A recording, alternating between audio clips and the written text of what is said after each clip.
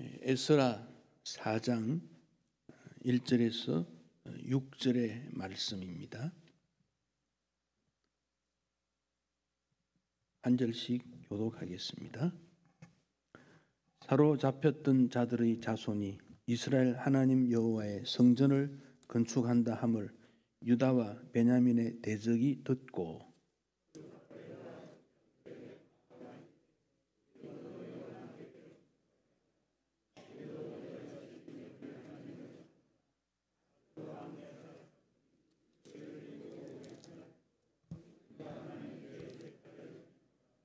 스룹바벨과 예수아와 기타 이스라엘 족장들이 이르되 우리 하나님의 성전을 건축하는데 너희는 우리와 상관이 없느니라.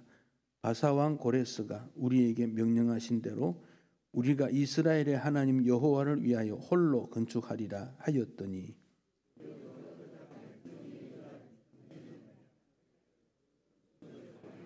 바사왕 고레스의 시대부터 바사왕 다리오가 즉위할 때까지 관리들에게 뇌물을 주어 그 계획을 막았으며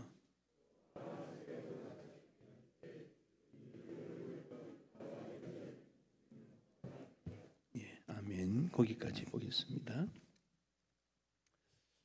인생에게는 이 고통이라는 것이 필수적인 것 같습니다.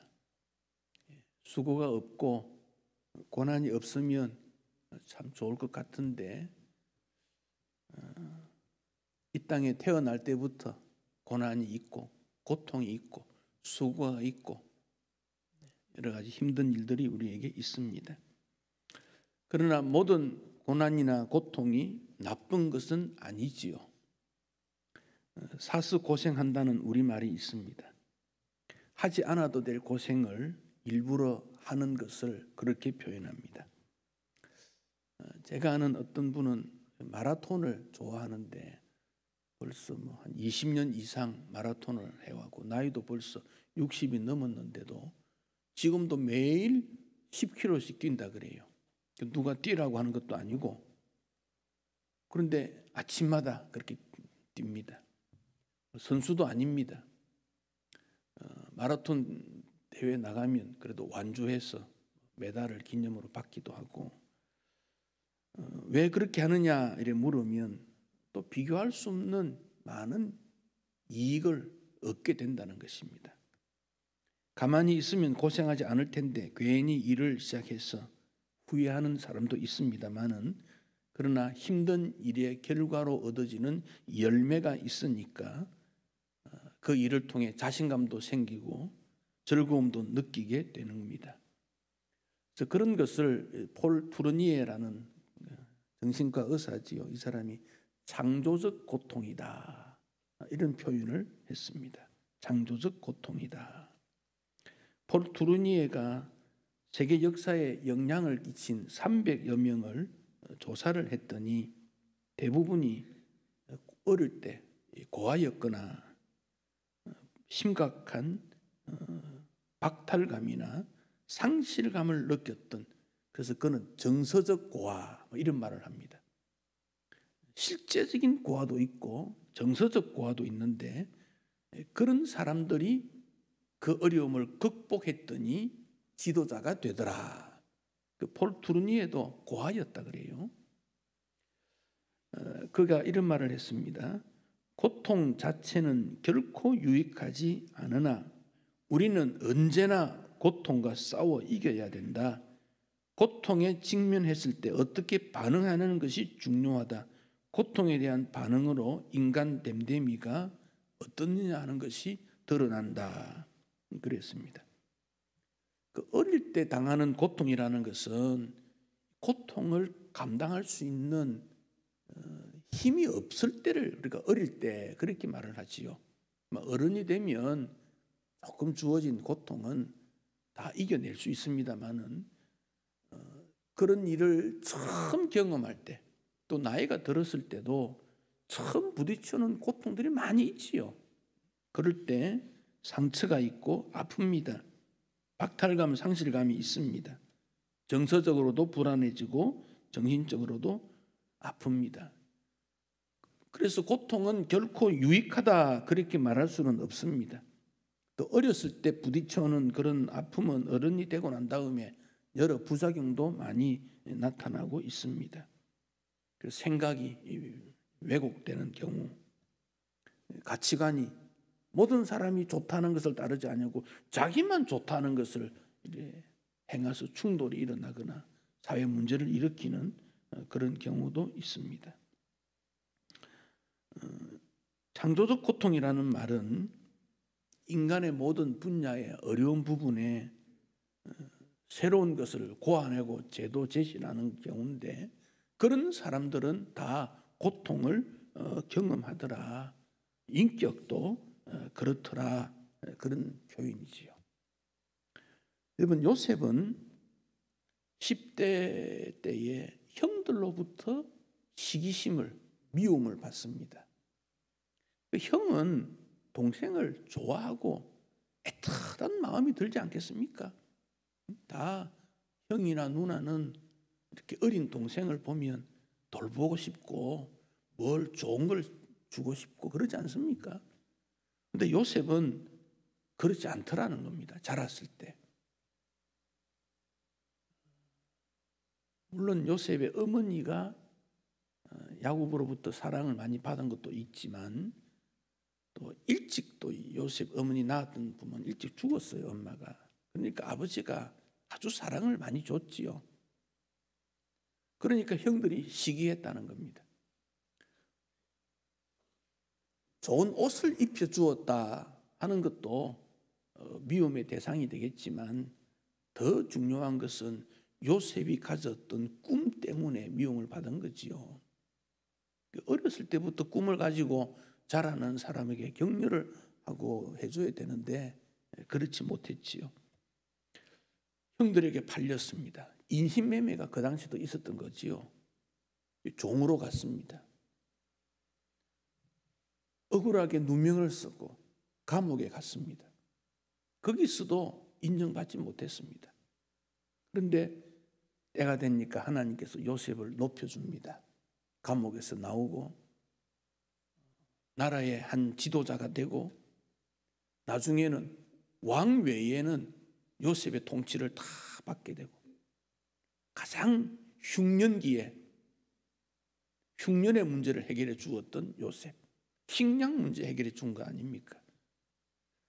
오늘날에도 이런 어려움이 있는 이 시대에 세계 지도자들은 많은데 문제를 해결해 주는 사람이 없어서 모두가 아쉬워하고 있습니다. 선진국이라는 말도 지금은 사용하지 않고 선진국이라는 말보다는 선도국이라는 말을 쓰더라고요. 선진사회가 되면 풍부하고 질서가 좋을 줄 알았는데 어려움이 생기니까 부질서하더라는 거지요. 문제 해결을 못하더라는 거지요.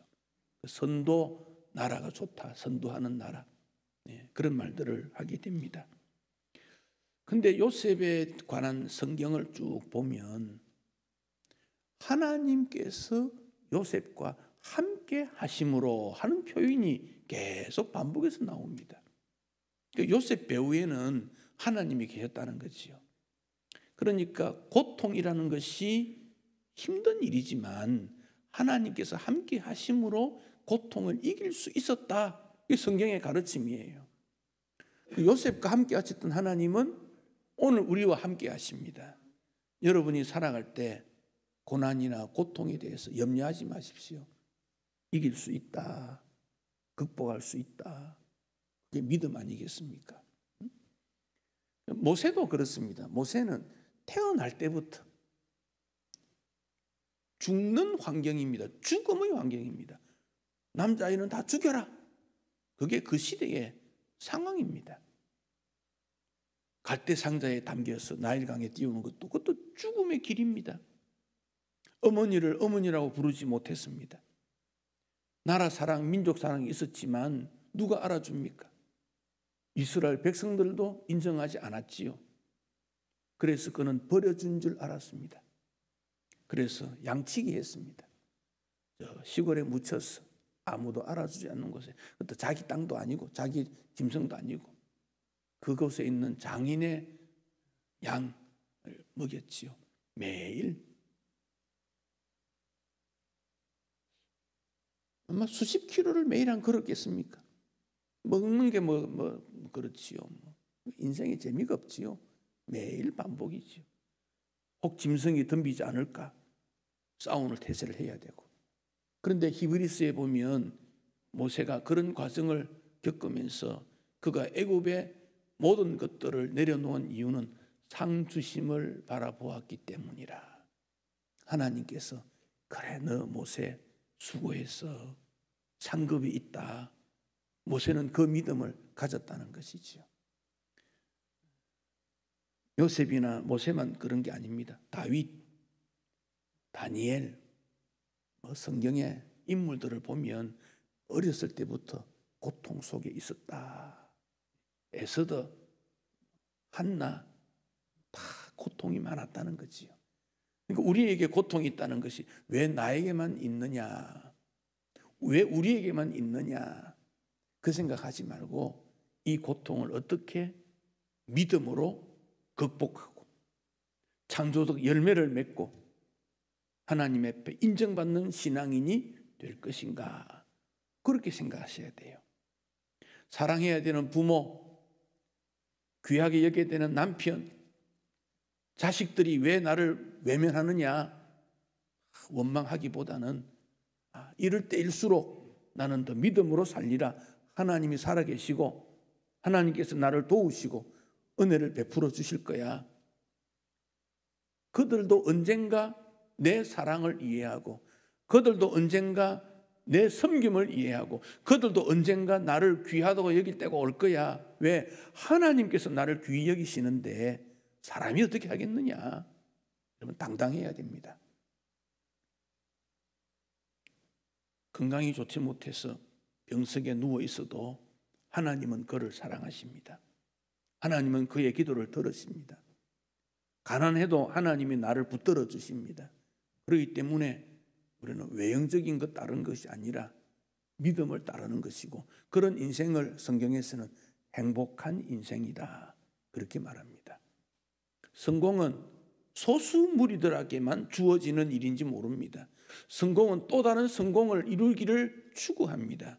그래서 권력자는, 부자는, 지식인은 추구하는 것들이 끝없는 도전을 하지만은 우리는 하나님께서 그런 것 주시면 감사하고 안 주셔도 감사하고 주 안에서 나는 행복을 추구하는 거다. 여러분 가족 중에 직장 생활을 잘 못해서 소득이 좀 적더라도 그동안 열심히 살아주신, 열심히 노력한, 열심히 수고한 결과에 감사하면 하나님께서 먹이시고 입히지 않습니까? 그러니까 성공을 추구하기보다는 행복을 추구하고 믿음을 추구하고 고통 속에도 신앙적 열매, 연단을 통한 열매를 추구해야 됩니다. 씨를 땅에 뿌리면 그 씨가 저절로 싹이 나지 않습니다. 그 흙을 뚫고 나와야 돼요.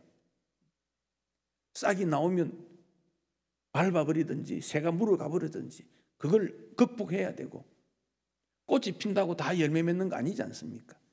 그 숱한 과정을 통해서 열매를 맺습니다. 우리는 그런 길을 걷고 있는 창조적 고통을 극복하는 인생, 오늘의 아픔을 이기는 인생이다. 내가 누군가 하는 것을 확실하게 깨달아야 됩니다. 이스라엘 백성들이 바벨론의 포로로 잡혀갔지요. 왜 포로로 잡혀갔습니까? 하나님께서 원하시는 믿음의 삶을 살지 못했기 때문이지요. 하나님께서 레위기 18장 27절 이하에 보면 이렇게 말했습니다. 너희의 전에 있던 그 땅 거민이, 전에 있던 그 땅 거민, 주민, 이거 어디입니까? 가나안 사람들을 말합니다. 이 모든 가증한 일을 행하였고, 가나안 사람들이 우상 숭배뿐만 아니라 행동 모든 면에서, 도덕적인 모든 면에서 수준이 너무 떨어진 것이죠. 그래서 땅도 더럽혀진 것이지요. 너희도 더럽히면 그 땅이 너희 있기 전 주민을 토함같이 너희를 토할까 하노라. 너희들이 가나안 땅에 들어가게 되는데 하나님께서 왜 가나안 땅에 들어가라고 하십니까? 그 땅 주민들이 가증한 일을 행했기 때문에 이제 가증한 일을 그만두고, 더러운 일을 그만두고 좀 깨끗하게 살아라. 그래서 가나안 땅에 보낸다는 겁니다. 그런데 여전히 우상 숭배하고 더러운 생활하면 토해버리겠다. 더 이상 보지 않겠다. 그렇게 말씀하셨어요. 그러니까 이스라엘 백성들이 가나안 땅에 들어가는 것은 깨끗한 하나님의 나라를 이루기 위한 하나님의 방법이었다 하는 거지요. 하나님께서 전쟁을 좋아하는 분이 아닙니다. 사람을 싫어하는 분이 아닙니다. 오래도록 우상 숭배로 도덕성이 타락되고 사람의 생활이 어려워졌어요. 엉망진창이 됐지요. 그래서 하나님께서 하나님의 나라, 정결한 나라 만들겠다는 겁니다. 그러나 이스라엘 백성들은 그곳에 가서 하나님도 섬기지만 세상도 섬겼습니다. 이방신들을 섬겼습니다. 그래야 뭐 잘 살 것 같으니까. 그래서 결국 그들은 무너지는, 파괴되는 가슴 아픈 일이 역사 속에 일어납니다. 예레미야 2장 13절에 내 백성이 두 가지 악을 행하였나니 곧 그들이 생수의 근원이 되는 나를 버린 것과, 하나님 버렸다 그 말이죠. 스스로 웅덩이를 판 것인데 그것은 그 물을 가두지 못할 터진 웅덩이들이었다. 하나님을 찾지 않았다.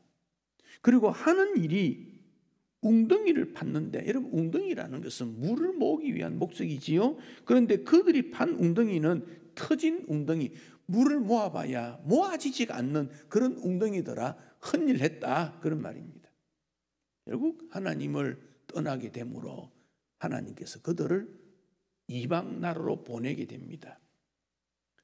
이스라엘 백성들이 애굽에서 430년 지나고 광야 40년 한 것과 바벨론 포로 70년 하는 그 목적은 다 똑같아요. 하나님을 알고 하나님 잘 섬기라. 그것 때문에 노예가 되고 포로가 된 거예요. 바벨론 포로로 갔을 때 그들이 뭐 했습니까? 우리가 잘못했구나. 성전에서 예배 드려야 되는데 잘못했구나. 말씀대로 살아야 되는데 잘못했구나. 그거 회개하는데 70년 걸린 거예요. 70년. 왜 70년입니까? 안식일을 지키지 않았어요. 말씀을 지키지 않았어요. 그것을 회복하는 기간이었습니다. 그곳에 간 사람들이 일부는 죽었지요. 또 자녀들이 태어나고 그러다 보니까 세대 교체가 되고 우상 숭배했고 윤리적으로 타락했던 사람도 죽고 그 후손들이 그곳에 태어나면서 70년이 지났을 때 일부는 우리는 여기 있는 것이 좋겠다. 그러나 믿음 있는 사람들은 우리는 돌아가야 되겠다. 성경을 보니까 선지자들이 70년 지나면 돌아갈 수 있는 길이 열린다고 그랬고 무너졌던 예루살렘을 재건해야 되겠다. 그래서 그들이 돌아오게 되는데 돌아올 때 중심 인물이 에스라, 느헤미야, 스룹바벨 이런 사람들이에요. 그래서 느헤미야는 예루살렘 성벽을 재건하는 일을 했어요. 에스라는 성전을 재건하는 일을 했습니다. 성벽 재건, 성전 재건 다 재건 운동이지요. 그래서 돌아와서 성전을 재건하게 되는데 성전 재건이 그냥 되는 게 아니었다는 거죠. 믿음으로 산다는 것이 저절로 됩니까? 학생이 공부 안 하고 좋은 성적 얻을 수 있습니까? 유전적으로 좋은 재능을 받았다 하더라도 그걸 개발하지 않으면, 계속 관리하지 않으면 좋은 재능을 땅에 묻어둘 수밖에 없지 않습니까? 그러니 계속 연마하는 것이죠. 그래서 돌아와서 성전을 건축하겠다고 하는데 오늘 4장 1절에 보면 사로잡혔다들의 자손이 이스라엘 하나님 여호와의 성전을 건축한다 함을 유다와 베냐민의 대적들이 들었다. 여러분, 좋은 일에는 반드시 방해하는 사람들이 있고, 우리가 좋은 계획을 세워도 저절로 이루어지는 일이 없습니다. 여러분 가정이 다 예수 믿기를 원하지 않습니까? 근데 왜 안 됩니까? 여러분이 말씀대로 살기를 원하지 않습니까? 근데 왜 안 됩니까? 대적이 있다, 그 말이. 대적이 있다. 그것을 싫어하고 방해하는 무리들이 있다, 그런 말입니다. 하나님 나라를 위해서 사탄은 방어벽을 치고 기어코 공격해 오지 못하도록, 그래서 우리 예수님께서 천국은 침노하는 자의 것이다, 대적의 대문을 부수고 들어가야 된다는 것이지요. 세상 나라에 들어가서 하나님의 나라를 이루어야 된다는 것을 말씀하고 있습니다. 그래서 선교사들이 복음을 들고 현장으로 갑니다.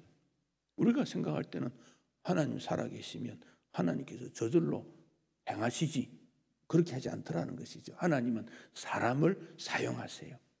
그래서 한 영혼의 구원 현장에 선교사는 마지막까지 간다. 하나님께서는 복음을 들고 땅끝까지 가라. 그래서 우리가 예수 믿게 된 것 감사한 거 아닙니까? 이 대적들이 그 말을 듣고 이런 말을 합니다. 2절에 와서 서룹바벨과 족장들에게 말을 합니다. 우리도 너희와 함께 건축하면 좋겠다. 건축하도록 하자. 여러분, 이 말은 정말 성전 건축하자는 게 아니라는 걸 알아야 돼요. 이들은 그 땅에, 사마리아 땅에 먼저 있었는데 성전 지을 때 하나님 앞에 예배드리고 협력하기 위함이 아니라 체면상 혹은 성전 건축이 이루어지지 않도록, 그래서 나타난 거예요. 그러니까 지혜로워야 됩니다. 하나님의 백성들은 참 지혜로워야 돼요. 상대방의 말에 뜻을 깊이 파악하고 사회 돌아가는 일에 민감하게 체크를 해서 나는 어떻게 해야 되는가? 그 어떻게 해야 됩니까? 하나님 말씀 앞에 서면 하나님께서 지혜를 주셔요. 그러니까 요셉은 대학교 4개 나온 것만큼 훈련을 받았다는 것이죠. 왜? 하나님께서 그를 그렇게 이끌어간 거 아닙니까? 다니엘도 그렇지 않습니까? 다니엘이 어떻게 합니까? 하나님께서 늘 지혜를 줬지요. 왜 기도하라 그럽니까? 말씀 읽으라는 이유가 뭡니까? 하나님께서 지혜를 주시니까. 하나님께서 함께 하시는데도 일이 안 됐다. 그건 우리에게 주어진 거 아니니까 포기해버려요. 원망할 거 없어요. 그러나 하나님께서 함께 하셔서 길이 열리면 그 길로 가라는 거지요. 그게 믿음의 길이지요. 그러니까 믿음은 선택을 잘해야 되고 나에게 주어진 일을 끝까지 집행해야 되고 결단이 이르고, 그런 게 믿음의 길 아닙니까? 이 길에는 대적자가 있다. 그래서 이들이 집요하게 방해를 합니다. 건축하지 말라 그러고, 4절에 보면 백성의 손을 약하게 만들었다. 그렇게도 했죠. 백성의 손을 약하게 만들었다. 이 약하다, 이 말에는 그 의미가 아주 마음적으로 고통을 주어서 일하지 못하도록 하는 일들, 상처를 주는 일들, 포기하게 만드는 일들, 심리적으로 이 기운을 떨어뜨리는 일들, 손을 약하게 했다, 그런 말입니다. 낙타마다 사기를 꺾다. 공동 번역에서는 길을 꺾고 겁을 주고 성전 짓는 일을 방해했다. 세 번역에서는 그 땅 백성은 성전 짓는 일을 방해하여 유다 백성의 사기를 떨어뜨렸다. 심리적 압박을 준 거지요. 똑같은 일인데 할 수 있다는 마음과 하기가 어렵겠다는 마음은 다릅니다. 선수들이 스포츠를 할 때 심리적 안정을 꾀하는 게 그거 아닙니까? 똑같은 일에 대해서. 그럴 때 우리가 해야 되는 일은 우리 주님 붙드는 거죠. 주님 붙드는 거. 이스라엘 백성들은 무엇을 선택해야 되는가? 이 선택은 꼭 지혜가 필요합니다. 이 고통에는 반드시 하나님 백성답게 하는 과정인데, 그때 무엇을 선택할 것인가? 어떤 면에서는 그들이 그런 제안할 때 쉬울 수 있어요. 돈도 적게 들고 시간도 짧게 갈 수 있고, 성전도 더 튼튼하게 지을 수 있고. 그런데 하나님께서는 그걸 원하는 것이 아니더라. 순수한 믿음을 원하더라는 것이지요. 엘레나 프랜시스라는 분이 교회를 우리가 선택할 때 교회 선택은 믿음 생활을 원하는 것입니다. 5가지를 잘 고려해야 된다. 첫째는 위치인가, 위치. 이 위치라는 말은 거리 문제도 있겠죠. 그러나 요즘은 교통 문제가 해결됐기 때문에 거리가 큰 문제는 안 됩니다. 문제는 마음의 거리입니다. 마음의 거리. 요즘 사회에서 거리두기, 그러나 마음은 가까이, 이런 말을 쓰지 않습니까? 여러분, 교회 사랑이라는 것을 꼭 기억하셔야 돼요. 관심이 있어야 돼요. 어떻게 하면 주님의 교회가 잘 되고 형통하고 넉넉하고 풍성하고 교회적 역할을 할 수 있을까? 교회 위치, 내 마음의 위치, 어디에 비중이 있는가? 두 번째가 당신이 기여할 수 있는 일이 뭔가? 그 교회에서 무슨 일을 할 수 있는가? 무엇을 내가 얻을 것인가라기보다는 무엇을 줄 수 있을까? 섬길 수 있을까? 기도를 섬길 수 있고, 격려의 말로 섬길 수 있고, 몸으로 섬길 수 있고, 다 섬길 수 있어요. 우리가 안 해서 그렇지 방법은 얼마든지 찾을 수 있습니다. 세 번째가 교리, 그 교회가 주장하는 성경적 기독교적인 기초는 뭐냐? 장로교는 웨스트민스터 신앙고백서, 대교리문답, 소교리문답을 우리의 신조로 한다 그랬습니다. 이 웨스트민스터 신앙고백서라는 것은 영국의 웨스트민스터에서 17세기 초에 그 당시 최고의 학자들, 신학자들, 지도자들이 모여서 약 5년 6개월, 약 5년 7개월 동안 1200여 회에 모여서 기도하고 회의하고 성경만 읽고 그렇게 해서 만들어낸 게 그 신앙 고백서입니다. 우리 주일마다 대교리 문답, 소교리 문답을 우리가 읽고 했는데 또 정상화되면 또 예배 시간에 한 문단씩 또 읽고 할 것입니다. 그 원리대로 우리는 주를 섬긴다. 핵심은 이겁니다. 오직 성경, 오직 말씀, 오직 은혜, 하나님 중심, 성경 중심, 교회 중심, 그 내용이에요. 그렇게 한다. 네 번째는 완벽한 교회는 없다.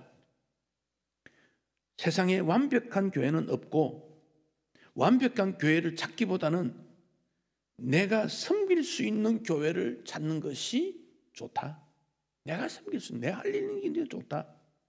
다섯 번째, 첫 인상이 전부가 아니다. 그러니까 첫 번째 나에게 왔던 교회의 모습은 그 교회의 진맛을 알아라.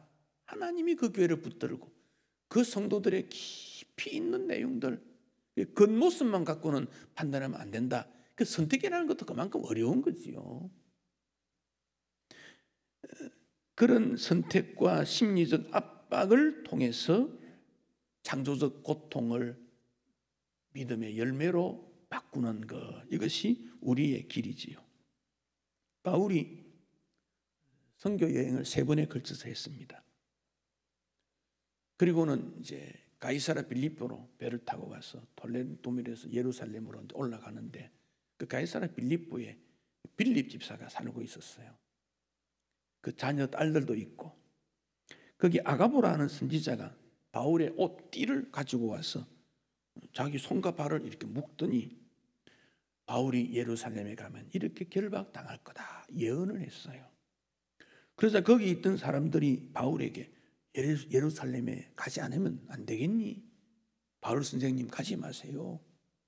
복음 전하는 역할이 더 많은데 꼭 가야 되겠습니까? 바울이 그런 말을 합니다. 네, 나는 죽을 것을 각오했습니다. 하나님께서 나를 어떻게 하든지 나는 맡겼습니다. 죽음도 각오되어 있습니다. 거기 모였던 사람이 더 이상 만류하면 안 될 것 같아서 그러면 주님의 뜻대로 이루어지기를 바랍니다. 편하고 쉬운 길이 있지만은 주님은 우리에게 십자가의 길을 원하십니다. 그러니까 오늘도 우리가 어려운 발걸음을 이곳에 하지 않았습니까? 예배하는 것을 귀히 여기지 않았습니까? 사명의 길, 십자가의 길, 믿음의 길, 그 길로 우리는 향하였습니다.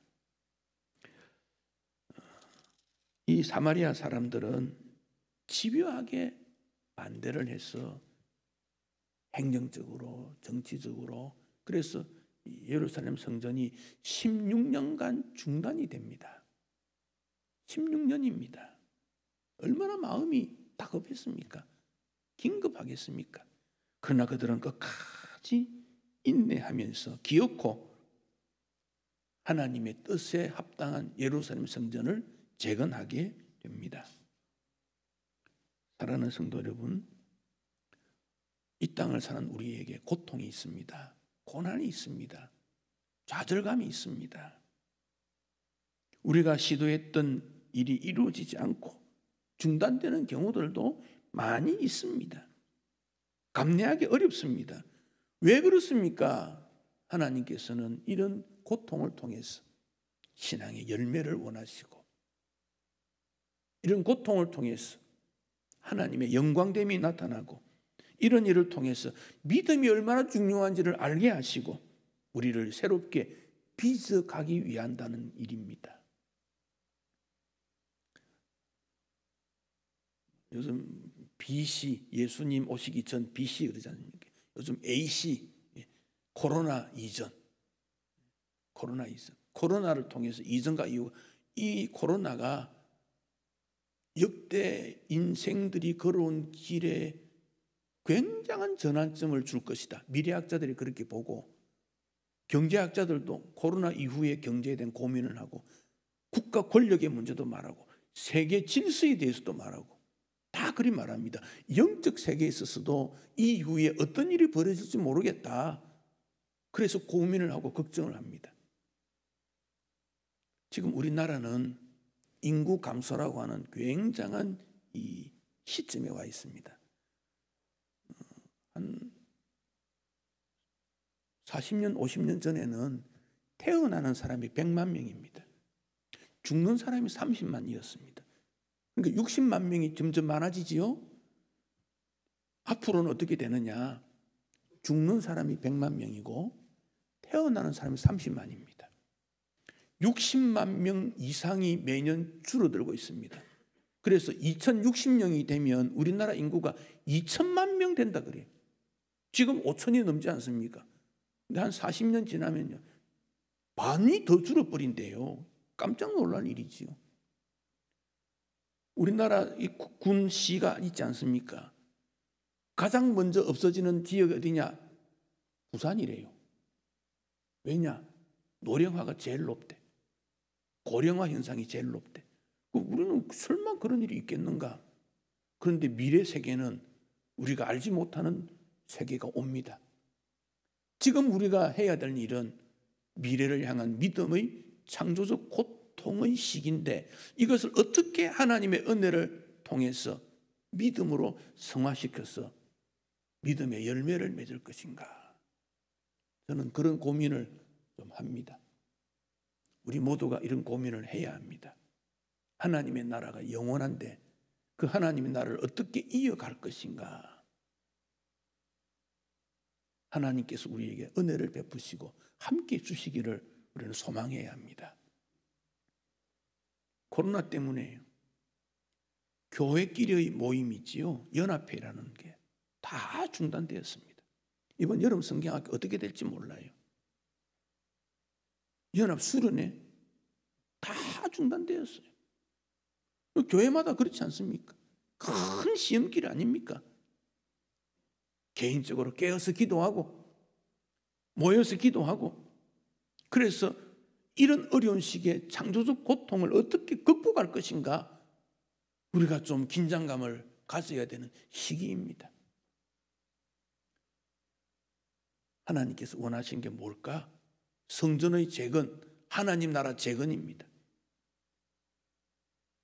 그동안 우리가 너무 헤어지거나 해이해졌거나 믿음이 아닌 것을 믿음이라고 했거나 눈으로 보이는 것을 너무 강조했다면 다시 우리는 영의 세계로, 믿음의 세계로, 하나님 기뻐하시는 세계로 방향을 바꾸어야 되고, 시간이 걸려도 찾아야 되고 이루어야 되고 열매를 맺어야 됩니다.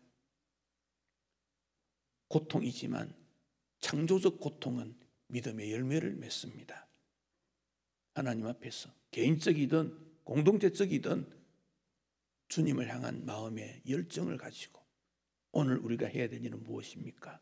자꾸 헌신해서 하나님 앞에 영광과 기쁨이 되시고 믿음의 인내의 열매를 맺는 주의 백성 되시기를 축복합니다.